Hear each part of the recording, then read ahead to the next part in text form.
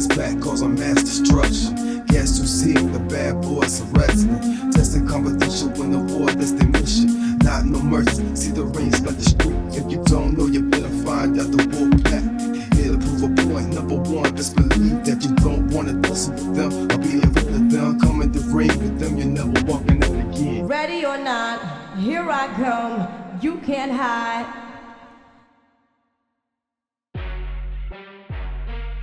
It's crazy to think about some of the legends who appeared in ECW for very short stints. Dusty Rhodes, Rick Rude, the Steiner Brothers, Sid Vicious, Arn Anderson. It seemed like ECW was a stopgap for many big name superstars in between moving from one big promotion to another. But many of these legends of the past also appeared in the Land of Extreme as a favour to Paul Heyman. Scott Hall's final WCW match took place at Super Brawl 2000, and after departing from World Championship Wrestling, the bad guy stayed inactive for a few months. He would then make a surprise appearance at a New York ECW house show in November 2000, and Scott worked a total of 3 matches for ECW before having an all but forgotten 5-month run with New Japan Pro Wrestling.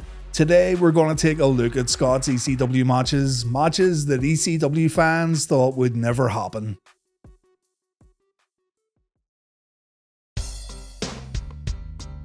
Long before Scott had these matches in the year 2000, the bad guy paid ECW a visit after getting an invite from Justin Credible. Justin was considered a Kliq guy. He was particularly friendly with Hall and Sean Waltman, so Justin invited Scott to an ECW show in 1997 where Scott was only going to hang around backstage to watch the matches take place inside the ring.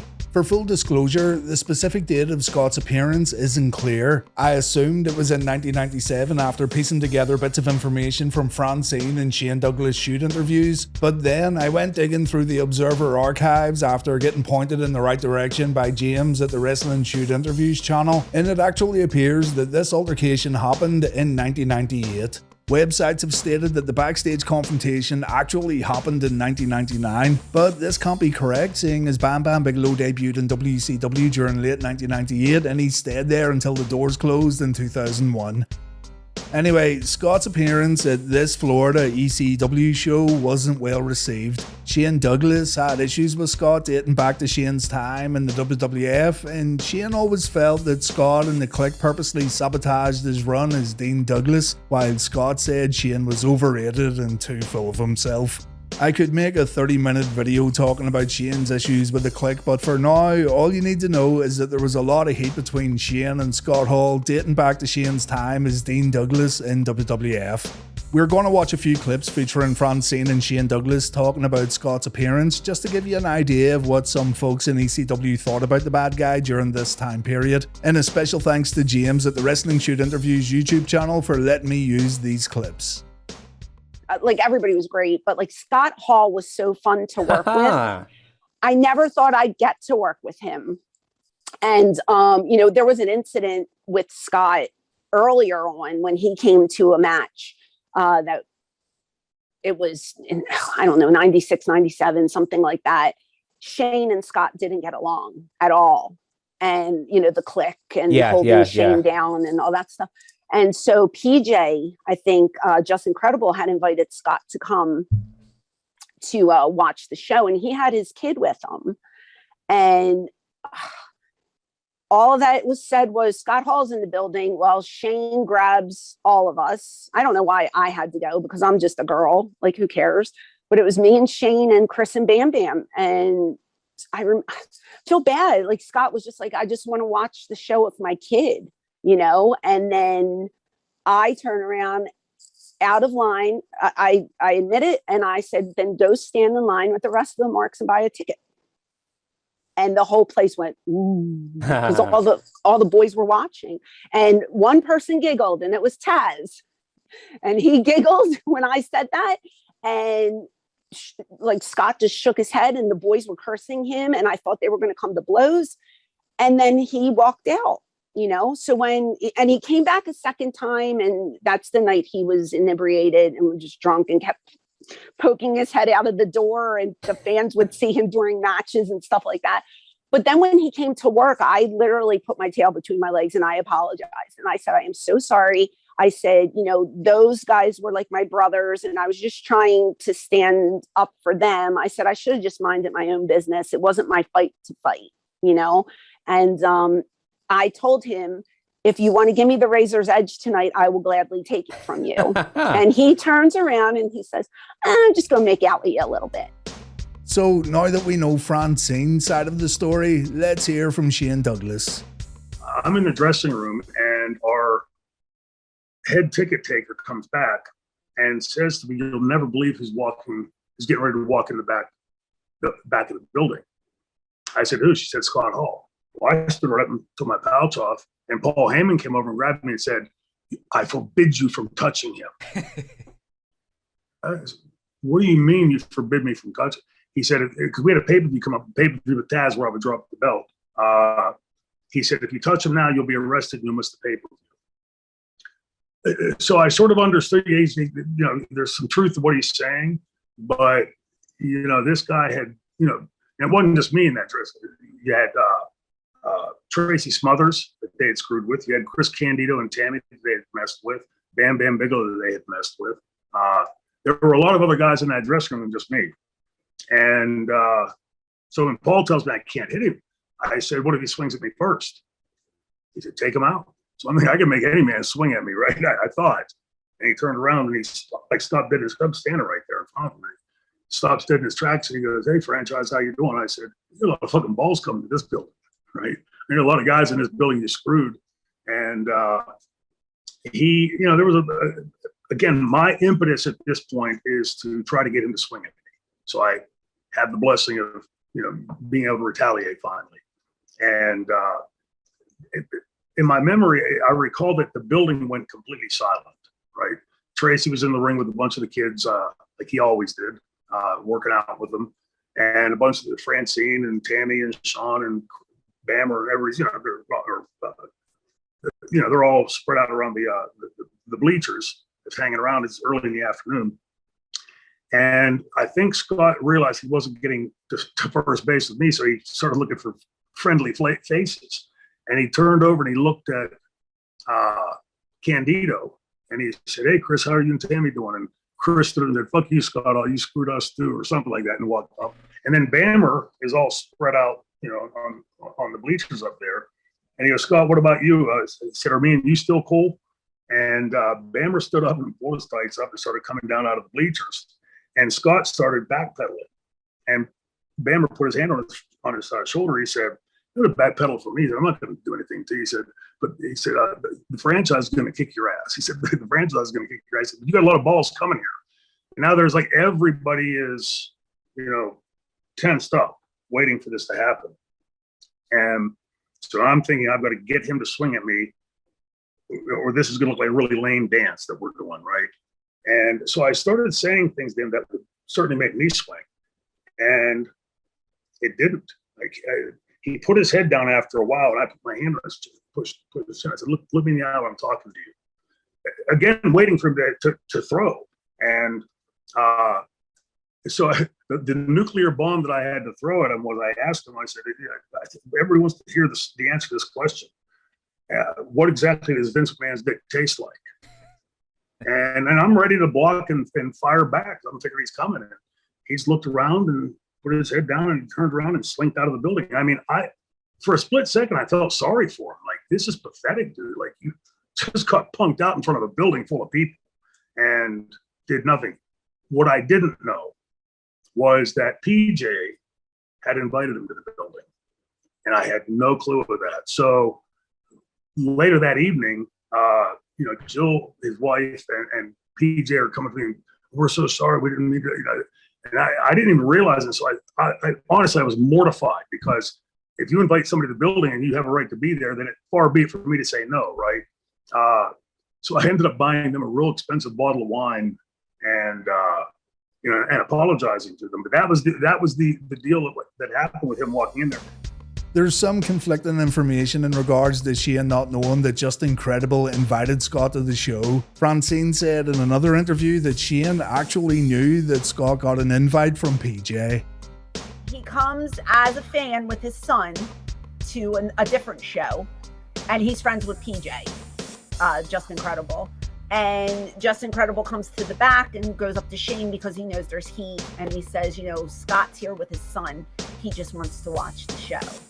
Well, Shane's not having it. So Shane, Bam Bam, Candido, and myself all go out, where the bleachers are. And Scott's standing there. And here comes the locker room. Finally, here's what Scott Hall had to say about the backstage incident. PJ was in town and in Orlando, and they were in town, and he was staying at my home. And so I went to the show with him, and when I went in, they were like in there doing some New Japan thing where they're all in the ring like working out, and Bam Bam and Shane. And I walked in like, hey guys, what's up anyway? And now they all feel real bold, like, no man, you gotta go. We don't want him here. And I went, fuck, you don't want him here? I'm out of here. Why?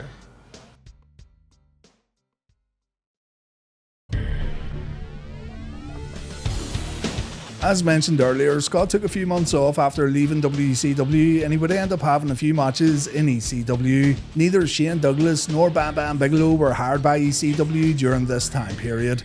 According to the Wrestling Observer, Scott didn't want his matches to be shown on TV. He just wanted to have matches to show everyone that he had turned a corner in his life and he was once again a reliable worker. But 2 of the matches were recorded via fan cam and another was recorded using ECW's professional cameras. Let's check these matches out in order and let's see some rare performances from the bad guy. The first took place on the 10th of November 2000 in Schenectady, New York. It's Scott Hall teaming up with Jerry Lynn to take on Justin Credible and Rhino. Scott does not come to the ring with the Fugees ready or not, but he does use this track for the next 2 matches. The crowd chant holy shit as Scott gets in the ring and he looks genuinely happy to be part of this show. It's a far cry from the crowds he wrestled in front of during his WWF and WCW days, but there's great energy here and the audience are really happy with this surprise appearance. Rhino gets a little heat before going to work with Jerry Lynn. He brings Lynn to the mat before the 2 share headlock takedowns. Justin Credible gets a little heat on the apron just before Rhino goes for a press slam, but Lynn counters it and Rhino ends up taking a running crossbody followed by a Hurricane Rana. Scott likes what he sees. Justin Credible tags in. PJ wants a piece of Scott Hall and Scott has a lot of fun after getting tagged in. He loosens up a little before telling Rhino to suck it. He approaches his buddy PJ and he throws his toothpick in his face. Both Scott and the fans laugh their asses off and Scott poses to the camera as the crowd chants, just an asshole. Hall softens up the arm before paintbrushing Justin on the mat. Justin comes back with a few right hands that keep Scott on the canvas. When Credible goes for a crossbody, he ends up getting caught out with Hall's signature fallaway slam, and we then get a bit of time wasting as the heels walk up the rampway and they threaten to walk out. The fans are chanting for Francine to show her assets. Scott grabs a mic and he says the fans paid good money to get in here tonight, so Francine should give the fans what they want. And Francine says the only thing these people are going to see is Justin Credible and Rhino kicking Scott Hall's ass. Tommy Dreamer's at ringside and he says, Francine, how can I put this without getting striked? She enjoys certain substances and she'll provide favors to get those substances. She's a cracked door. Yeah, that'll do. Rhino tags in. He and Scott trade wrist locks before Scott gets put down with a clothesline. The bad guy gets pummeled before PJ tags back in. And Francine gets a chance to choke Scott out, but she gets stopped by Tommy Dreamer. Rhino tags back in and Scott gets destroyed in the corner. We then see a devastating chin lock from the Man Beast. Scott frees himself with a back suplex and he tries to tag out, but fans are going to have to wait a little longer as PJ comes back in to stop the bad guy in his tracks. Hall takes a super kick. He gets his foot on the bottom rope during a pin attempt. Justin takes a few hard chops, but Credible gives as good as he gets. Scott delivers a hard clothesline though, and the match comes to an end when Hall makes it to his corner to tag in Jerry Lynn. Jerry lights up both of his opponents and both Credible and Rhino take tornado DDTs. You're instantly reminded here just how quick and graceful Jerry Lynn really was. Francine runs in to break Jerry's cover. Tommy Dreamer then confronts Francine and she ends up taking a punch to the face. Scott Hall's way too busy having fun at Francine's expense and he ends up taking a clothesline from Rhino. But the babyfaces still win when Jerry Lynn nails Justin Credible with a tombstone piledriver. One thing's for sure, Scott gave his opponents a lot of offense here. We did see the paintbrush slaps and a fallaway slam from Scott, but the rest of the match, more or less, saw Scott on defense.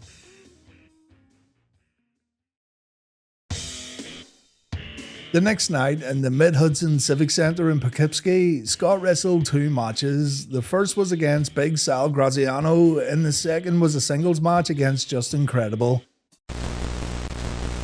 It's during the first match where you see the famous Ready or Not entrance that many consider to be one of Scott's greatest entrances ever. Both Scott and Kevin Nash would use the Fuji's track when briefly wrestling in Japan together, and Scott would continue to use the track every now and then during indie matches. Scott gets in the ring and he says he wanted to wrestle his buddy Justin Credible tonight inside an ECW ring. Paul Heyman apparently said if Scott came to Poughkeepsie tonight he could wrestle Justin, but the bad guy looked at tonight's match lineup and he noticed he wasn't booked against PJ. So Scott wants to talk to the man in charge to get the match that he wanted.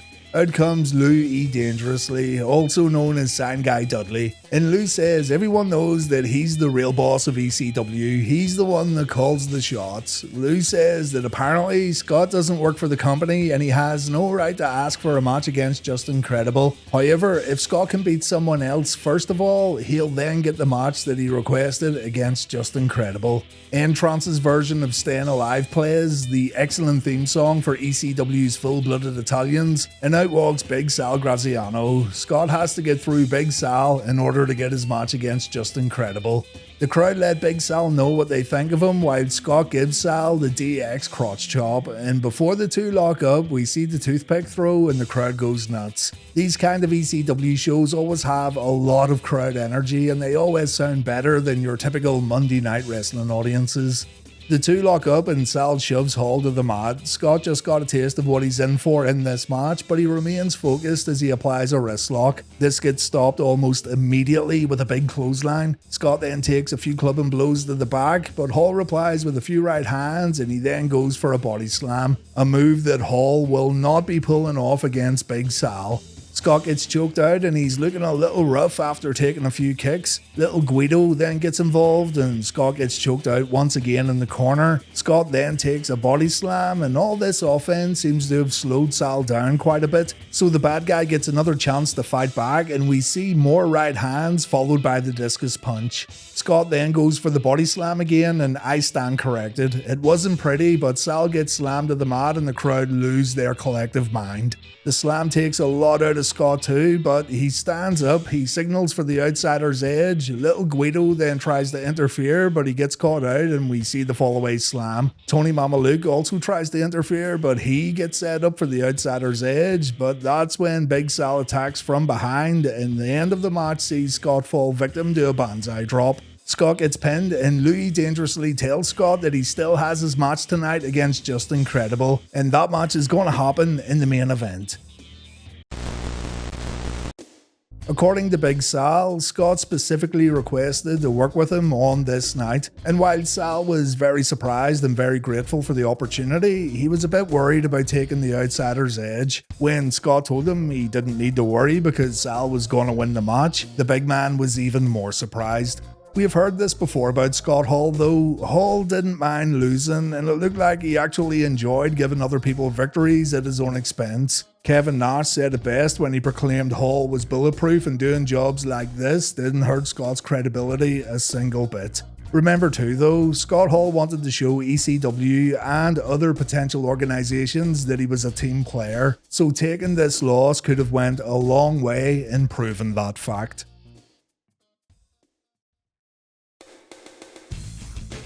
The Justin Credible match took place later on, and this match was filmed using better cameras, which is great for us. Francine's here, and once again the fans are calling her a cracked door, and Hall cracks himself up after throwing the toothpick in Justin's face and after dodging the initial lockup.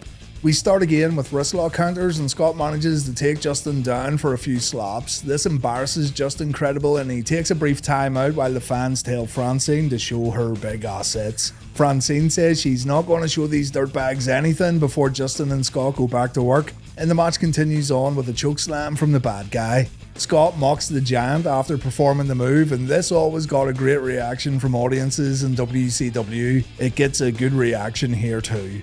Justin takes the Ric Flair corner bump followed by a clothesline. Francine uses a kendo stick on the outside to whack Scott. Justin throws a few right hands to put Scott on the mat, and PJ then sets up a chair inside the ring. Scott gets his head slammed on that chair. Francine then scratches the bad guy's face. Hall tries to fight back with those signature right hands, but Justin gets a boot up in the corner. Hall then finds himself locked in a sleeper hold. It goes all the way down to the mat, but Scott manages to fight out and Justin finds himself on the apron. Francine then gets in the ring and Scott gets whacked with a kendo stick, but Hall shakes it off and once again Justin finds himself on the apron. A big right hand sends Justin off the apron and through a table set up on the outside, and Scott keeps the pressure on by throwing Justin into a guardrail and he hits him on the back with a plastic chair. Back in the ring, we see the fallaway slam as we approach the end of the match. Francine once again gets involved and she breaks Scott's pin, so Scott gets her in position for the outsider's edge while pulling her thong up as far as he can get it. Before you get all up in arms about this, Francine said in that WSI interview she had no issues with this and she thought it was a fun spot.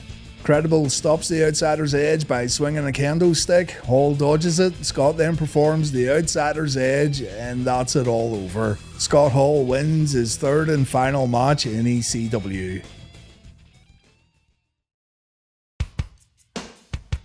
Scott was actually advertised for the Guilty as Charged 2001 pay-per-view, but for some reason he didn't make an appearance. It could have been over money, it could have been something else, but Scott only wrestled 3 matches under the ECW banner, and the matches have become quite famous, particularly the Big Sal match thanks to Scott's entrance. 3 months later, Scott would show up in New Japan Pro Wrestling, and the next time American fans would see the bad guy was during his short-lived NWO run in the WWF. Scott's time in ECW was short, but it's always interesting seeing these legends having stints in the land of Extreme. And maybe next time we'll take a look at Dusty Rhodes or Rick Rude's time in Extreme Championship Wrestling. Thanks for watching, guys. I hope you enjoyed this one, and please take care.